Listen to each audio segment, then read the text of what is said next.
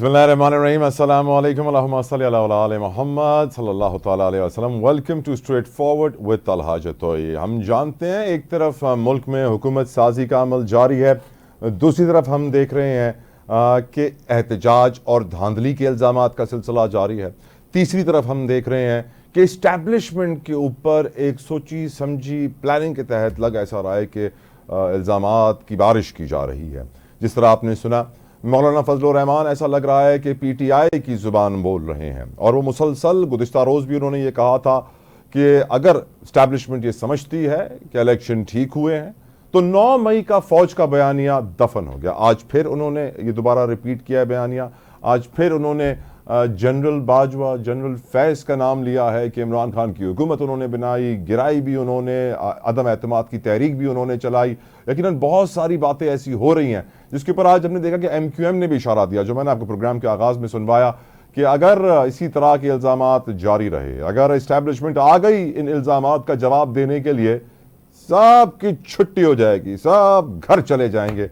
अक्लमंद के लिए इशारा काफ़ी होता है। MQM ने बड़ा खूब इशारा दिया है। मेरे साथ मौजूद हैं, किसी तारुफ के मोहताज नहीं है। विदाउट एनी फर्दर डिले उनका तारुफ करवा दूँ। अमीर मकाम खान साहब मेरे साथ इस वक्त मौजूद हैं, पाकिस्तान मुस्लिम लीग नवाज के सीनियर रहनुमा। अमीर मकाम साहब, बहुत बहुत शुक्रिया सर, आपने अपना कीमती वक्त हमारे लिए निकाला।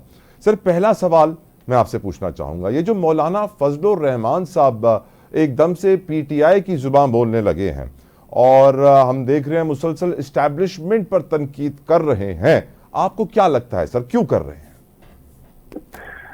मौलाना साहब तो हमारे लिए बहुत काबिल एहतराम है और हमने पहले भी इसकी इज्जत रिस्पेक्ट की है, आज भी कर रहे हैं और आइंदा भी करेंगे।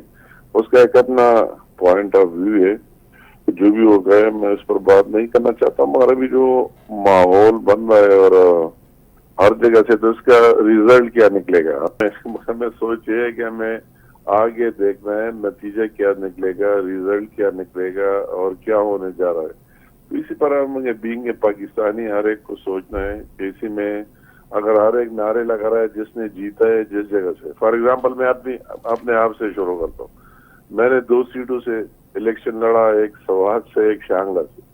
शांगला में हमारे 22 सीट है, जब से पाकिस्तान बना है कभी हारा नहीं। 2018 में भी मेरा भाई जीता, 13 में भी, और मैंने सवात से लड़ा तो सवात में मैं इसी दफा भी हारा और शांगला की सीट जो हमारे 22 सीट भी जीत गया। तो अभी PTI वाले वही अगर सवात में मैं हारा तो कहता है ये ठीक हुआ है, और अगर शांगला में मैं जीता तो कहता है ये गलत हुआ है।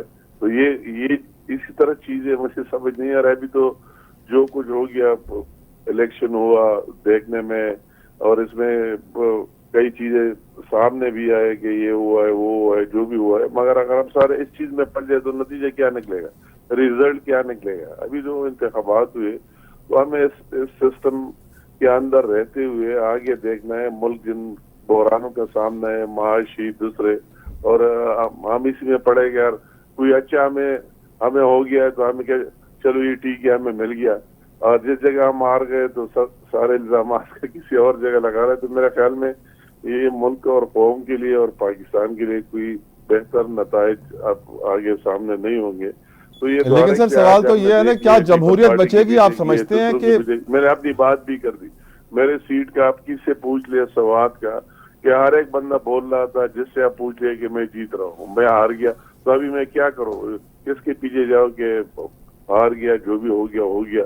अभी हमें आगे देखना है कि आगे गवर्नमेंट बनाना है, हुकूमत बनाना है, रन करना है, आगे जाना है, सारे मिलजुल के। अगर इन चीजों में हम फंस गए तो नुकसान तो हम सबका होगा, पूरे पाकिस्तान का होगा।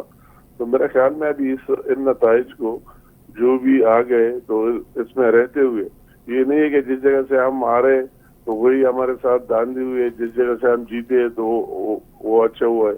तो इन चीजों में मेरे ख्याल में अभी पढ़ना नहीं चाहिए। वो अदालतें मौजूद है, हाई कोर्ट है, सुप्रीम कोर्ट है, इलेक्शन कमीशन है। इस तरह एहतजाज और प्रोटेस्ट करना और सारे मुल्क को जैम करना। अभी मैं पेशावर में अभी मैं आ रहा था, देख रहा हूँ मोटरवे बंद किए हुए है। क्यों? अगर उन्होंने इतने सीटें PTI ने 80-82 जीते तो खैर वो ठीक हुआ है, उसके फार्म भी ठीक है। अगर जो सीटें हारे 9-10 हारे तो कहता है ये गलत हुआ है, हम हारे, तो उसकी सजा पूरी कौम को देना मेरे ख्याल में मुनासिब नहीं है। हर एक अपना पॉइंट ऑफ व्यू रिकॉर्ड कर लेना चाहिए। एक पुरअमन एहतिजाज करना और ये बात करना, मगर सारे अमीर मकाम साहब, सिर्फ मफलूज बनाना नौमाई की तरह, तो मेरे ख्याल में अच्छा नहीं। अमीर मकाम साहब, पाकिस्तान के उस सूबे से आपका ताल्लुक है जिसने दहशतगर्दी के खिलाफ जंग में सबसे ज्यादा कुर्बानियां दी हैं और इस वक्त भी वहां एक बड़ी जंग जारी है दहशतगर्दी के खिलाफ। ऐसे में आज जिस तरह आपने सुना सर, MQM ने भी कहा कि पाकिस्तान के दुश्मन इंतजार कर रहे हैं कि एक नाजुक वक्त आए और वो हमला करें, और अगर हमारे सियासतदान पाक फौज के ऊपर इस तरह तनकीद करेंगे तो वो एक तरीके से दुश्मन को मौका दे रहे हैं और उसके ऊपर कैंपेन और प्रोपेगेंडा करने का। तो सर, आपकी नज़र में पाकिस्तान पहले तो दिफाई तौर पर जो सूरत हाल है हमारी, क्योंकि दुश्मन का भी जिक्र हो गया, हमलों का भी जिक्र हो गया, तो हमारे सियासतदान सर पाक फौज पर तनकीद कर रहे हैं और उनको मौका दे रहे हैं, पाकिस्तान को एक नाजुक मोड़ पे लेकर आ रहे हैं। इस अमल को आप कैसे देखते हैं? जब भी धांधली होती है सर, ये हमेशा ही देखा जाता है। नहीं, मतलब है कि ये एक मैं वो MQM वालों का भी आज देख रहा था जो वो बोल रहे थे, मतलब है हमें इसको देखना है। अगर हम ये कहे कि इमरान को अगर मिल गया तो वो भी पूरी कौम ने देख लिया कि उसने क्या क्या हशर कर दिया, और दरमियान में इस तरह चीज आई और लोगों की एक अपनी बात कि ये हो रहा है नहीं हो रहा है, वो चीज अपनी जगह। मगर अगर हम अपनी नौमाई की तरह जो साजिश हो गया इस मुल्क में, और इसको ये साजिश था कि बिल्कुल पाकिस्तान खत्म हो जाए, अभी दोबारा हम देख रहे पूरे मुल्क से अगर हर जगह से आवाजें निकलना शुरू हो तो इसका फायदा किसको होगा? इसका नुकसान पाकिस्तान को होगा और पाकिस्तान की सारी अवाम को होगा। तो मेरे ख्याल में हमें इसमें दायरे कार में रहते हुए, या अदालत कोर्ट से अगर हम सारी चीजें नहीं मानते, high court, supreme court, election commission, सब कुछ, तो फिर क्या होगा? तो अगर किसी की कोई तहफ़्फ़ुज़ात है तो उसमें जाना चाहिए, बात कर लेनी चाहिए, मगर बजाय इसके कि सारे लोग सड़कों पर निकल आए और पूरे मुल्क को मफलूज बनाए, बंद करे सब कुछ, और अपने इदारों के पीछे लग जाए, उन्होंने ये किया, उन्होंने वो किया, तो मैसेज क्या होगा? नुकसान हम सबका होगा, इदारे भी हमारे हैं, मुल्क भी हमारा है। तो मेरे ख्याल में हमें सबको इसे एक दायरेकार और एक जमहूरी तरीक़ेकार से उसको मद्देनजर रखते हुए आगे जाना चाहिए और अपनी मौक़िफ़ जरूर पेश कर लेना चाहिए। मेरे पास नून लीग से जुड़े हुए बहुत सारे सवाल है अमीर मकाम साहब। इसी में अभी अगर हम ये कहें कि सब कुछ सारे लोग निकल आए, सब कुछ गलत है, तो नतीजा क्या है? ठीक है अमीर मकाम साहब, क्या निकलेगा? ठीक है अमीर मकाम साहब, किधर जाएगा? और हम सारे इदारों को भी बदनाम करें 100% उन्होंने ये किया, उन्होंने वो इससे पहले आखिरी सवाल सर, कौम को भी, सारे मुल्क को भी मफलूज करे। आज मैंने इतने मरीज देखे, इतने लोग देखे इतने तकलीफ में कि वो खड़े हुए थे और जाने का रास्ता नहीं था। तो हर मसाज में कराची में भी देखा, यहाँ भी देखा, बलूचिस्तान में भी देखा। तो मेरे ख्याल में इस चीज की बजाय अगर पुरअमन कोई बात करते वो अपनी जगह, इसमें वाकयात भी होते, मर्डर्स भी होते, क्या क्या होते, और लोगों के जाने भी चले जाते हैं, तो ये कोई मेरे ख्याल में अपनी जाती मफादात के लिए मुल्क और अमीर मकाम साहब खिदमत नहीं है। अमीर मकाम साहब, अगर मौलाना साहब, मौलाना फजलुर रहमान साहब PTI के साथ मिलकर एहतजाज करते हैं धांधली के खिलाफ, तो ये उनके लिए अच्छा फैसला होगा, बुरा? मैंने पहले से कहा, मैं मौलाना साहब की बहुत रिस्पेक्ट करता हूँ और मेरा ये लेवल भी नहीं। सियासी सवाल पूछ रहा हूँ सर, बात करो, मगर बात मैं करता हूँ कि मौलाना साहब से जितने लोगों ने सीटें जीती है, इंक्लूडिंग मौलाना साहब ने, वो तो PTI ने जीते। तो अगर धांधली उसके साथ किए तो PTI ने किए। जाहिर बात है अगर इसी बात पर आप जाते हैं तो जितने सीटें KPK में जीते वो तो PTI ने जीते, इंक्लूडिंग मौलाना साहब की अपनी सीटें और दूसरी सीटें। तो फिर तो वही बात में भी जरा फर्क लगता है कि यार दोनों का मौक़िफ़ एक हुआ, तो जिसने आपसे जीता है तो उसने धांधली की होगी, तो फिर उस धांधली वाले के साथ मिलना, बात तो साफ नहीं कर रहे। उसने हम कहते हैं कि उन्होंने धांधली की, सर मैनेज किया, जो किया उन्होंने किया भी होगा, इसमें कोई शक नहीं है। उनके वही लोग है, एडमिनिस्ट्रेशन हो 10 साल रहे, उनने अपने लोग सब कुछ है, मगर अगर उन्होंने किया है हम उनके साथ मिलते हैं तो फिर तो मैसेज कोई और मैसेज होगा। धांधली ने किया है तो इन लोगों ने किया है ना, तो इन लोगों ने किया है जिसने हम सबको शिकस्त दी। मैंने अपनी बात की, मैंने एक सीट जीता, एक हारा कौमी असम्बली का, तो वही जो मैंने हारा तो सारे लोग कह रहे हैं कि मैं जीत रहा हूँ। अगर पब्लिक से पूछा जितने रहा है सब कुछ है, तो अगर मैं फिर उनके साथ मिलता हूँ तो वो तो मेरे ख्याल में कोई और मैसेज जाएगा, कोई मुनासिब नहीं हो। सर, पाकिस्तान का बड़ा मशहूर और मकबूल अखबार है अंग्रेजी का डॉन अखबार, उसमें सर आज एक आर्टिकल आया है जिसमें लिखा है कि अगर शहबाज शरीफ साहब ने दोबारा इसहाक डार को वजीर खजाना बना दिया तो इससे बड़ी गलती, इससे बड़ी मिस्टेक शहबाज शरीफ साहब नहीं कर सकते। उनके लिए गेम ओवर हो जाएगी, क्योंकि जो मुआशी हालात हैं वो इस कदर तबाही के दहाने पर हैं कि, और इसहाक डार साहब पहले भी उनका रिकॉर्ड है, अगर वो दोबारा आ गए तो बड़ी प्रॉब्लम्स खड़ी हो जाएंगी। आपका नजरिया इसमें? नहीं, बात ये नहीं है, इसहाक डार साहब की अपनी एक हिस्ट्री है, एक माजी है, और जब भी मुल्क बहरान में और इसहाक डार साहब आए तो उसे डिलीवर भी किया। सबको पता है कि उसकी कॉम्पिटेंसी, उसकी विजन, उसकी सर उन्होंने कहा था डॉलर 200 से ऊपर नहीं जाएगा, 300 पे चला गया था सर। मैं प्लीज मेरी बात सुने, मैं आज भी कहता हूँ कि हमें भी सूट नहीं करता है। अगर हम 16 महीनों में रहे तो हमें सूट नहीं कर रहा था। हमें मुल्क की मफाद में पाकिस्तान के लिए किया है सब कुछ। अपनी सियासत एक साइड पर रखी, जो आप देख रहे हैं उसकी कीमत हम आज अदा कर रहे हैं। अपनी सियासत एक साइड पर कर दी और मुल्क को बचाने के लिए शहबाज शरीफ साहब आया। अभी भी हमें ये सूट नहीं करता कि हम ये गवर्नमेंट ले लें, हमें लेना ही नहीं चाहिए। मगर मैं उन सारे लोगों से पूछता हूँ, अगर हम कहते हैं पीटीआई वालों को आप गवर्नमेंट बनाएं तो उनके साथ तो है नहीं, मेजॉरिटी नहीं बना सकते। अगर हम भी कहे कि हम भी नहीं बनाते और पीपल पार्टी भी कहते हैं और हम सारे मिलते नहीं, तो क्या नतीजा होगा? आगे मुझे वही रास्ता बताओ कि दोबारा डिसोल्यूशन होगी नेशनल असेंबली का, और फिर भी जाना है, फिर भी क्या आना है और क्या नहीं आना है। तो इन चीजों के सामने रखना है कि मुल्क की जो माही सूरत हाल है, दूसरे इश्यूज है, उसको किस तरह हम उसका मुकाबला कर सकते हैं और मुल्क को इससे निकाल अमीर मकाम साहब, या अपनी सियासत अमीर मकाम साहब, या मुल्क को निकालना। अमीर मकाम साहब, पहले 16 महीने जो रहे शहबाज शरीफ साहब, इसहाक डार साहब, जिसके हम नाम ले रहे, तो वो भी हमें फील कर रहे थे कि हमारे लिए सियासी तौर पर सूट नहीं करते। आज भी मैं ये फील कर रहा हूँ। मैं एक सूबे का सदर हूँ अपने पार्टी का, और मेंबर पार्लियामेंट अभी भी मुंतखब हुआ। मैं कहता हूँ कि हमारे मुस्लिम लीग के लिए सूट नहीं करता कि हम ये ले लें, क्योंकि जो जो माशी हालात है, मगर हम भी अगर न ले लें और दूसरे बना भी नहीं सकते और हम सारे मिलजुल कर आगे काम न करें तो क्या होगा? मुल्क क्या बनेगा? ठीक ठीक ठीक ठीक ठीक ठीक ठीक सर, अल्लाह ने आपको अमीर भी बनाया है और मकाम भी बढ़ा दिया है। जो गरीब है ना सर, उसके ऊपर आज गैस का एक धमाका हो गया है, 60-70% कीमतें बढ़ गई हैं। पेट्रोल कह रहे हैं आज रात बढ़ जाएगा। IMF का नया प्रोग्राम, $6 अरब का कर्जा होगा, 3 साल के लिए एक्सटेंडेड फंड फैसिलिटी होगी। इसहाक डार साहब पहले कभी महंगाई को कंट्रोल नहीं कर सके, आने वाले वक्त में महंगाई गरीब की कमर तोड़ देगी सर। हालात है, ये जो हालात आपके सामने, यानी आप यही कहेंगे ना कि रियासत की खातिर सियासत कुर्बान। बेचारा इसमें वो तो दूसरे से बेहतर उन्होंने माजी में भी डिलीवर किया है, अगर दूसरे के साथ आप कंपेयर करते हैं, और अब भी उसमें ये सलाहियत मौजूद है। हम फख्र से कहते हैं मैं डार साहब, थैंक यू, जज़ाकल्लाह खैर, बहुत बहुत शुक्रिया, बहुत बहुत शुक्रिया अमीर मकाम साहब फॉर योर प्रेशियस टाइम। पर अज जेको डॉन में आर्टिकल छपियो आहे इसहाक डार जे हवाले सां, में लिखियल आहे, खुरम हुसैन साहब लिखियो आहे कि इसहाक डार जे अचण खां पोइ मिफ्ता इस्माइल साहब ऑफ ट्रैक थी वियो, उन्हनि जी जेतिरी पॉलिसी प्लानिंग ही सभु गटर में हली वई। इसहाक डार साहब जे अचण खां पोइ IMF सां जेके मुज़ाकरात थिया उहे तमामु ताख़ीर जा शिकार थिया। वजह हुई कि हुननि जो एटीट्यूड हो आई डोंट केयर। इसहाक डार साहब अची करे चयो त 200 खां मथे डॉलर कोन वेंदो, 300 क्रॉस करे वियो।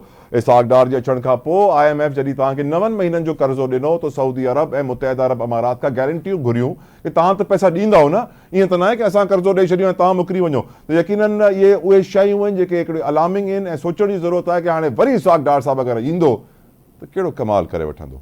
तव्हां ब्रेक वठो।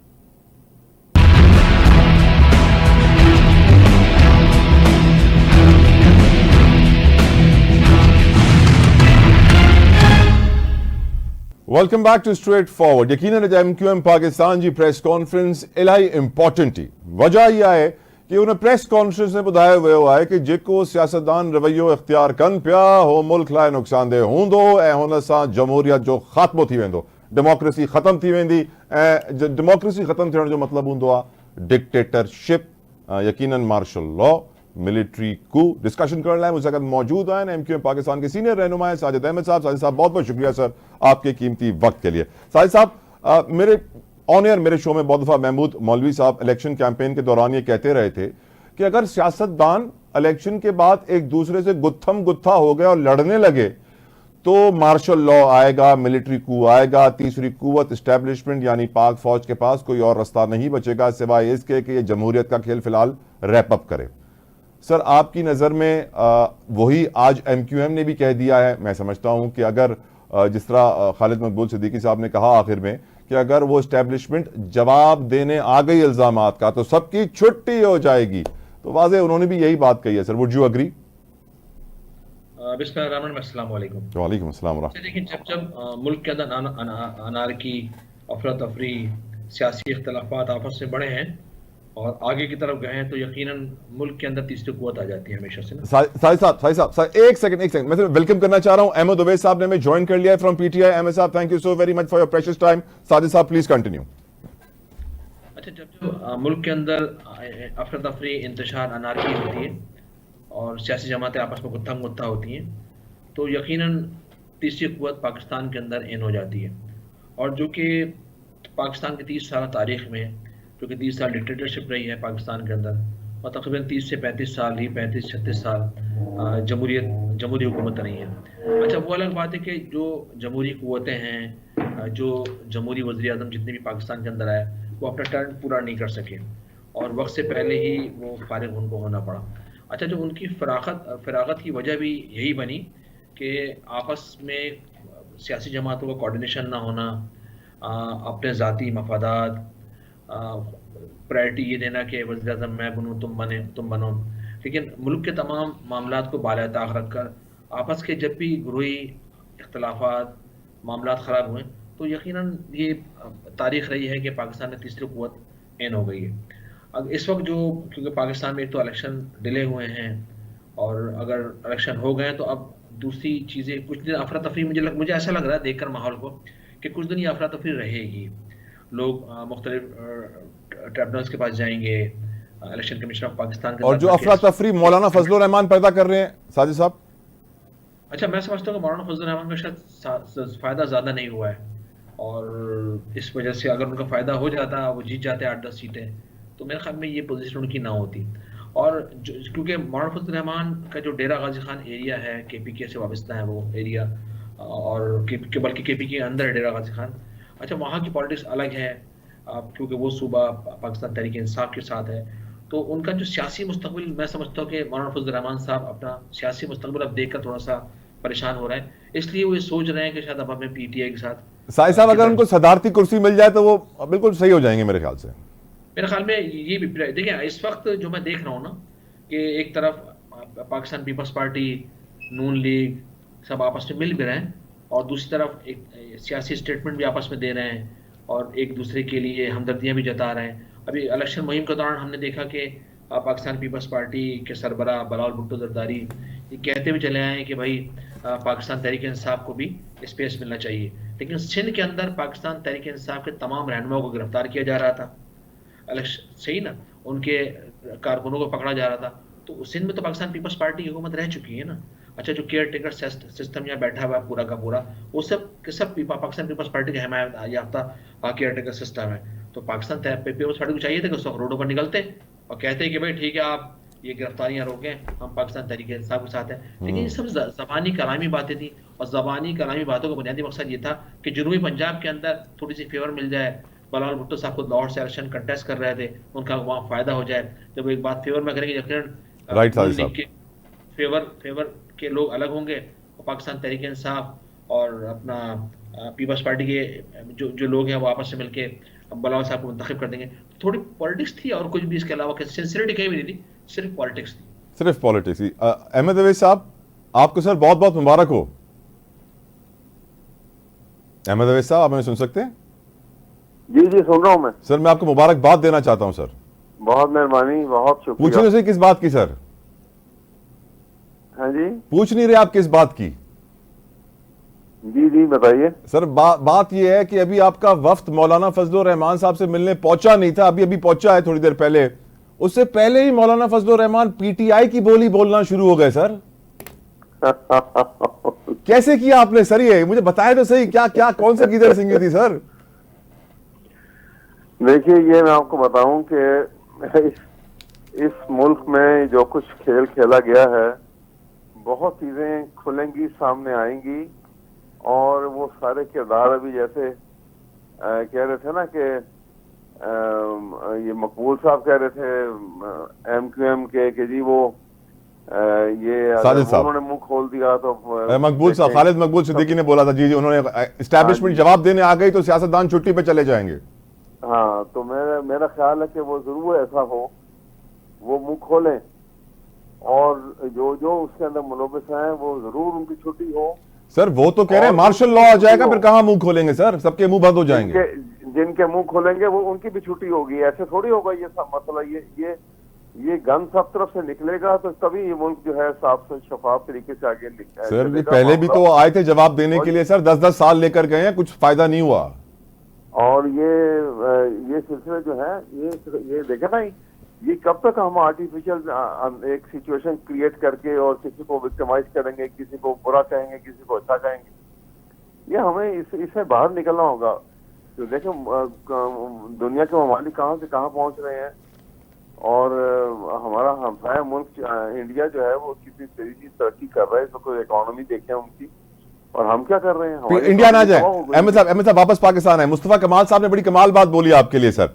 वो कहते हैं पीटीआई को लोग वोट इसलिए नहीं देते कि वो पीटीआई को पसंद करते हैं, वो पीटीआई को वोट इसलिए देते हैं कि वो दूसरी जमातों से नफरत करते हैं। सर आप अग्री करेंगे? देखो जरा, अग्री करेंगे? मैं पाकिस्तान के एक बड़ा इंटरेस्टिंग चीज है कि पूरे पाकिस्तान की, हेलो जी जी आपकी आवाज ऑनर है सर। अच्छा, पाकिस्तान के अवाम ने जिस वालहाना तरीके से और जिस जोश जज्बा से खड़े होके और बेखौफ होके बाहर निकले हैं और उन्होंने वोट डाला है, इस अंदाज में कि कोई रास्ता नहीं छोड़ा था पीटीआई को जख्म पहुंचाने के लिए, उसको खत्म करने के लिए, उसको दीवार से लगाने के लिए, और उसको बांध दिया था उन्होंने हर तरीके से। और इमरान खान को पाबंद सलासिल पहले किया हुआ था और उसके ऊपर एक के बाद 3 यानी केसेस के अंदर सजाएं, लंबी लंबी सजाएं भी दे दी थी। तो आपने देखा कि लोगों का समुद्र कैसे बाहर निकला। मैं अग्री करता हूं अहमद साहब, अगर ये सजाएं 8 दिन के बाद होती तो शायद सिंपैथी वोट ना होता। लेकिन सर आज सुनिए तो सही, ना होता, दुरुस्त कह रहे हैं आप। सुनिए तो सही सर, फजलुर रहमान साहब क्या कह रहे हैं आपके लिए सर। वो कह रहे हैं कि बाजवा और फैज की मौजूदगी में सबको कहा गया कि इस तरह अदम एतमाद लेकर आनी है। एस्टैब्लिशमेंट ने पीटीआई की हुकूमत बनाई, एस्टैब्लिशमेंट ने पीटीआई की हुकूमत गिराई। मैं अदम एतमाद के हक में नहीं था, मैं चाहता था तहरीक के जरिए हुकूमत गिराई जाए, लेकिन पीपल्स पार्टी हक में थी। धांधली पहले भी हुई, अब भी हुई। यह भी कहा गया कि दोहराया जा रहा है, एस्टैब्लिशमेंट नहीं मानती कि धांधली हुई है, तो 9 मई का बयानिया दफन हो गया। ये बात उन्होंने आज दोहराई है मौलाना साहब ने सर। मैं यही बात आपके सामने कहने लगा हूं कि देखिए कि जिस तरह से कौम बाहर निकली है ना, और उससे साबित हो गया कि 9 मई का वाकया जो था ये ऑर्केस्ट्रेटेड प्लान था, जो शहबाज शरीफ एंड कंपनी ने बनाया था। फौज को भी मुलव्वस करके उन्होंने फौज और आवाम के दरमियान में एक ऐसी नफरत का बीज बोने की कोशिश की थी। और इंशाअल्लाह ताला वो साफ होगी, वो सिचुएशन जो है क्लियर भी हो जाएगी और आवाम भी जो है वो एक तरफ लगेंगे। ये मुल्क जो है किसी एक सिस्टम के ऊपर आएगा और अब ये नहीं होगा कि मुल्क में आइन है, नाम के लिए हमारे पास कानून की हुक्मरानी है, लेकिन एक नेकेड डेस्पोटिज्म जो है वो मुल्क को तबाह कर रहा है। ये सारी चीजें खत्म करनी होंगी हमें, राइट को एक रास्ते पर लाने के लिए। वैसे आज जो अरकान आपके गए हुए हैं सर, वफ्द मिलने गया हुआ है मौलाना साहब से, वो चाहता क्या है? वो यही चाहता है कि मौलाना साहब के साथ मिलकर एहतजाज किया जाए। जी जी, इससे कोई हर्ज नहीं, क्योंकि ये जायज चीज है। ठीक है, एहतजाज के लिए मिलना चाहिए यकीनन। खेल खेला है जी जी, और जिस अंदाज में मैं आपको बताता हूँ, मैं खुद डील कर रहा हूँ। अभी मैं ये case election commission of Pakistan में मैं जाके मैंने केस दायर किया है डॉक्टर यास्मीन राशिद का। आप हैरान रह जाएंगे, जो सारा रिकॉर्ड मेरे अपने पास मौजूद है। अहमद साहब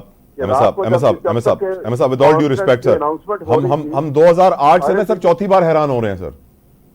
तो सारे टीवी चैनल जो हैं वो खबर दे रहे हैं। आखिरी खबर जो आ रही है वो ये आ रही है कि 334 हलकों की, यानी 376 टोटल हल्के हैं और 334 हल्कों की रिपोर्ट आई है। 99,000 प्लस में वोट हैं यास्मिन राशिद के, और मियां नवाज शरीफ के वोट हैं 78,000। ठीक ठीक, 20,000 गॉट योर वोटों से पॉइंट। हार रहे थे वो, ठीक सर। और उसके बाद इलेक्शन को रोक दिया गया, रिजल्ट को रोक दिया गया, और 4-5 घंटों के बाद जब दोबारा अनाउंसमेंट हुई तो वो जो 34 हल्के बाकी रह गए थे, उन 34 हल्कों में से 1,04,000 वोट जो है वो मियां नवाज शरीफ को मिल रहे हैं, और 12,000 वोट जो है, 13,000 वोट जो है वो यास्मिन राशिद को मिल रहे हैं। आप अंदाजा लगाइए हो क्या रहा है इस मुल्क के अंदर। ठीक सर, ठीक सर, ठीक सर। साजिद साहब, अब एमक्यूएम ने जो आज नैरेटिव अपनाया, मुझे अब ये लग रहा है सर कि एमक्यूएम को ना इस दफा जो वजारतें मिलने वाली हैं, खबरें तो ये चल रही हैं कि 5 वजारतें मिलेंगी, तो साजिद साहब इस दफा मुझे लगता है ओवरसीज आईटी या पोर्ट्स एंड शिपिंग या क्लाइमेट चेंज जैसी छोटी मोटी वजारत नहीं मिलेगी, बड़ी वजारत मिलेगी आज की प्रेस कॉन्फ्रेंस के बाद। अच्छा देखिए, एक तो जो भी इत्तेहादी जमातें होती हैं, और अगर वो पार्टी कोई भी पार्टी अगर जीतती है इलेक्शन के अंदर और उसके बाद वो किसी से इत्तेहाद करती है, तो ये तो खैर इसका आईनी कानूनी हक है कि उसका जो हिस्सा जो पार्ट उसका होता है और अपने हिस्से के मुताबिक वो अपना हिस्सा लेते हैं। और वजारत इशू नहीं है एमक्यूएम पाकिस्तान का। एमक्यूएम का इशू जो है वो कराची, हैदराबाद, मीर बुखास का इशू है, सिंध का इशू है, क्योंकि कराची गुज़श्ता 15 सालों से सफ़र कर रहा है पाकिस्तान तहरीक इंसाफ, जब हुकूमत बनी थी 18 के बाद, तो एमक्यूएम पाकिस्तान ने उसका साथ दिया था। और उसका साथ देने का बुनियादी मकसद भी था कि एक पूरा डॉक्यूमेंट्स साइन हुआ था और एग्री हुए थे उस पर पाकिस्तान तहरीक इंसाफ के लोग कि ठीक है आपकी डिमांड्स है उसको हम पूरा करेंगे, ठीक है ना। अच्छा, उसमें जो मेन था वो रीसेंसिस का था कराची है सिंध के अंदर कि आप रीसेंसिस करवाएं, और लेकिन वो मुतालबा पाकिस्तान तहरीक इंसाफ पूरा नहीं करवा सकी या उस पर अमल नहीं करवा सकी या अमल नहीं कर सकी। फिर हैदराबाद यूनिवर्सिटी का था, इस तरह 1100 अरब रुपए का इमरान खान साहब ने ऐलान किया था कराची पैकेज के हवाले से। इसके अलावा और बहुत सारी चीज़ें उसके अंदर थी, ठीक है ना। अच्छा, उस पर जब वो इम्प्लीमेंट नहीं कर सके, उस पर अमल नहीं कर सकते, यकीनन फिर हमारे लिए दूसरा रास्ता था और फिर हमने दूसरा रास्ता अपनाया। तो अब पाकिस्तान पीपल्स पार्टी, पाकिस्तान मुस्लिम लीग नून की हुकूमत बनने जा रही है। हमारा जो मफाद है, हमारा जो हम जो चाहते हैं वो चाहते हैं सिर्फ कराची, हैदराबाद और सिंध के अर्बन एरियाज़ के जो 40,000 अरब रुपये सालाना टैक्स देते हैं, सिंध को 95% रेवेन्यू के मद में टैक्स दे रहे हैं, वो उनके मसाइल का हल है। यहाँ पर पानी, बिजली, सेवरेज, डेवलपमेंट, आपको याद होगा मुशर्रफ दौर के अंदर एमक्यूएम पाकिस्तान ने बड़े पैमाने पर कराची के अंदर काम करवाए थे, इसमें स्कूल, कॉलेजेस, अंडरपासेस, ब्रिजेस। तभी मुस्तफा कमाल मशहूर हुए थे सर, पर फिर वैसा दौर नहीं आया।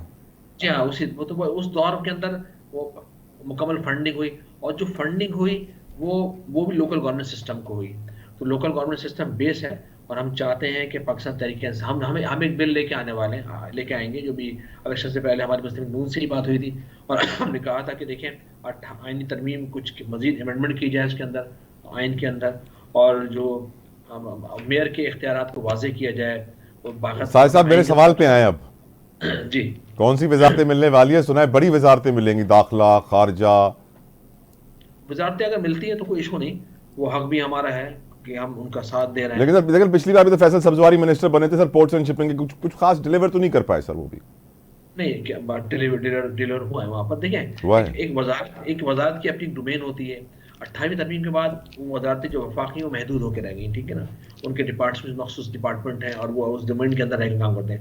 प्रोविंसेस के अंदर जो वजारतें हैं, मिसाल के हेल्थ के सेक्टर ले लें, ट्रांसपोर्ट ले लें, दाखिला ले लें, और जो एजुकेशन ले लें, इनके पास जो प्रोविंस के अंदर है वो 28 तारीख के बाद वो एम्पावर है, सही ना। और जो वफाक के अंदर की एक अपनी, जैसे साहिब साहब जो जिस हुकूमत का आप सर हिस्सा बनने जा रहे हैं ना, उस हुकूमत के लिए आज ही बहुत सारे टॉक शोज में ये उन्वान था कि कितना चलेगी ये हुकूमत, 2 साल 3 साल। उस हुकूमत का आप हिस्सा बनने जा रहे हैं, आप समझते हैं कि आपने सियासी तौर पे सर सही फैसला किया या फिर वक्त गुजरे? नहीं, शहबाज शरीफ साहब का साथ देने का मकसद बुनियादी एमक्यूएम का ये है कि जो अभी गुज़श्ता कुछ अर्से पहले पीडीएम की हुकूमत पाकिस्तान के अंदर बनी थी, तो इसमें हमने मुतालबा रखा था कि रीसेंसिस का। तो उस दौर के अंदर रीसेंसिस हुए।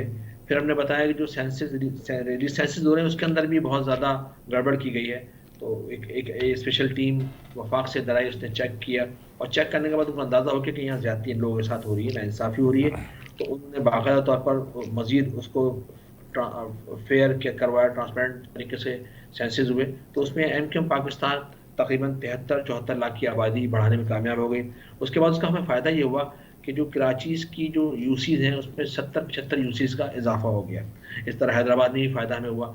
तो हम जो इस तरह से हमारा उनका कोऑर्डिनेशन बना कि जब कोई सियासी जमात को अपनी ज़ात के लिए एमक्यूएम ने कुछ भी नहीं मांगा, बल्कि एमक्यूएम लोकल बॉडीज़ को एम्पावर करने के हवाले से मुख्तलिफ अदवार के अंदर सुप्रीम कोर्ट जाती रही है, पटिशन लगाती रही है, सिंध हाई कोर्ट गई है, कौमी असम्बली, सेनेट, सूबाई असम्बली की तरह आवाज़ उठाती रही है। तो हमारे गोल्स, टारगेट्स सिंध के अर्बन एरियाज़ हैं, हम चाहते हैं रूरल्स के अंदर भी कामयाब हो। गुज़श्ता 15 साल पाकिस्तान पीपल्स पार्टी की हुकूमत थी, लेकिन जितनी बद इंतज़ामी का दौर गुज़श्ता 15 साल गुजरा है, उसकी तारीख में मिसाल नहीं मिलती। और करप्शन उरूज पर थी, डेवलपमेंट पर काम नहीं हो रहा था, कुछ भी काम नहीं हुआ वहाँ पर। और इसमें कराची ने बहुत सफ़र किया है। और इस 15 साल में सर आप हुकूमत का कितने साल हिस्सा रहे हैं?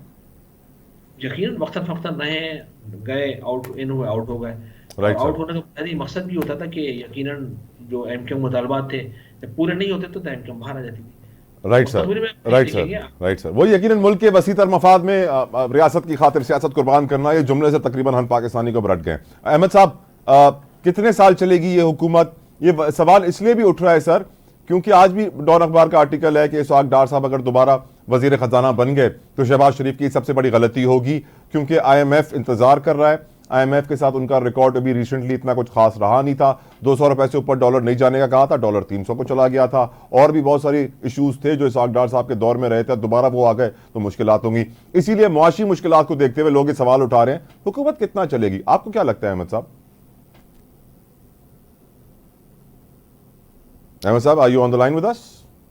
आई गेस लाइन ड्रॉप हो गई है। साजिद साहब, कमिंग बैक टू यू। अब महंगाई सर, साजिद साहब आप अवामी नुमाइंदे हैं, अवाम के दरमियान हैं। गैस बम गिरा दिया गया है, रात 12 बजे पेट्रोल महंगा हो रहा है, IMF नए कर्जे का इंतजार कर रहा है। हम जानते हैं सर ये 6 अरब डॉलर का कर्जा होगा, 3 सालों के लिए होगा और खतरनाक शराइत के साथ होगा।